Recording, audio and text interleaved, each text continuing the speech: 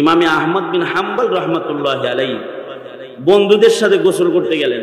আমাদের ছাত্র জনতা এখন গোসল করতে যায়, খাইতে যায়, এই পদ্মার পারে যায় খাইতে, কক্সবাজার যায় গোসল করতে, সুন্দরবনে যায় ঘুরতে, যায় না? গোসল করতে যায়। তো ইমামে আহমদ বিন হাম্বল বড় নদীতে গোসল করবেন, বন্ধুদের সাথে গেছেন। বন্ধুরা যারা আছে এরা সব নিজের কাপড় খুলে জাঙ্গা বিন্দা গোসলের পোশাক পরছে, সব উলঙ্গ হয়ে গেছে, উলঙ্গ গোসল করবে। আহমদ বিন হাম্বলও ওখানে আছেন।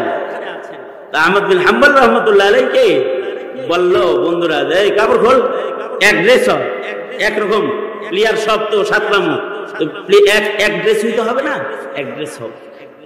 হযরত আহমদ বিন হাম্বল বললেন, হ্যাঁ এক ড্রেস মানে আমি কি ফরজ তরক করবো নাকি? তোরা ওইভাবে আমি এইভাবে না, ড্রেস না মিললে প্লেয়ার হিসেবে দলে নেওয়া হবে না, যা চলে যা। বন্ধুরা গাড় ধাক্কা দিয়া সাঁতারুদের দল থেকে ওনাকে বের করে দিছে। 7 রানের গ্রুপে ওনারে নেয় নেই, গোসলের গ্রুপে নিছে না, কারণ সব উলঙ্গ আর উনি হলেন সুন্নতি পায়জামা পরা, সাথে নিছে না। হযরত বাচ্চা মানুষ বন্ধুদের সাথে গেছেন, ইমাম আহমদ বিন হাম্বল মন খারাপ করে চলে আসছেন। রাতের বেলায় স্বপ্নে দেখতেছেন মুহাম্মদুর রাসূলুল্লাহ সাল্লাল্লাহু আলাইহি ওয়াসাল্লাম স্বপ্ন যোগে এসে বলতেছেন, তোমার বন্ধুরা তোমাকে তাড়াইলে কি হবে? তুমি আমার সুন্নতের ইত্তিবা করার কারণে আমি নবী তোমার বন্ধু হয়ে আজকে তোমার সঙ্গ দিতে এসেছি। নবী আলাইহিস সালাম আসছেন এবং আল্লাহর রাসূল সাল্লাল্লাহু আলাইহি ওয়াসাল্লাম আহমদ বিন হাম্বলকে বললেন, মুখ খুলো, থুথু খাওয়া দেই। তো মুখ খুলছে, তো আল্লাহর রাসূল নিজের লালা মুবারক হযরত আহমদ বিন হাম্বলের মুখের ভিতরে ছেড়ে দিয়েছেন।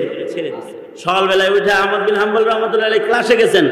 হুজুর হাদিস তরজমা করার আগে উনি বলে, এটা তাশরীহ, এটা উত্তম, এটা আমার বক্তব্য। দেখে হুজুরের তাকরীরের চাইতে, উস্তাদের তাকরীরের চাইতে ছাত্রের ব্যাখ্যা সুন্দর।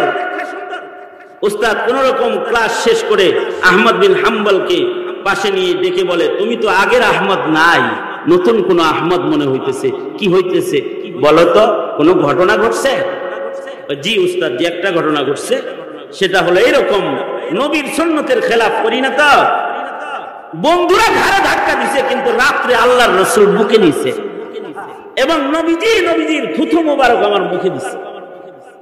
উস্তাদ বলে, এজন্যই তো নবীর লালা মুবারকের মাধ্যমে নবীর ইলমও তোমার সিনার ভিতরে ঢুকেছে। এ কারণে নবীর ইলমের সিফাত গুণ, নবীর ইলমের ব্যাখ্যা তোমার মুখ দিয়া, নবীজির আসল ব্যাখ্যা তোমার জবান দিয়ে বের হইতেছে। এই কারণে সুন্নতের ইত্তিবা ছাত্র তালিবুল ইলম ভাইদেরকে বলবো, মাহে রবিউল আউয়াল সুন্নত আমল করাইতে এসেছে, সুন্নাহর অনুসরণ করি, এক একটা সুন্নতের যত্ন করি।